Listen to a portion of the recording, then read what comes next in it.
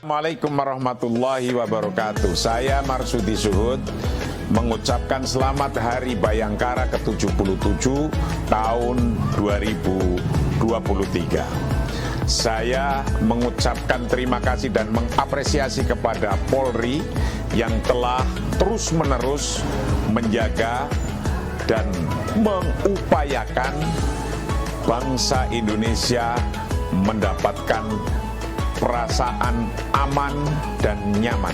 Karena rasa aman dan nyaman ini adalah sebagai basic dalam kehidupan untuk menjalankan aktivitas-aktivitas lainnya. Bahwa sesungguhnya salamatus sam'i wal basari wal fuad wal jawari wa hiya mihwaru harakatil insan wa qiwamu istifadatihi min wujudihi.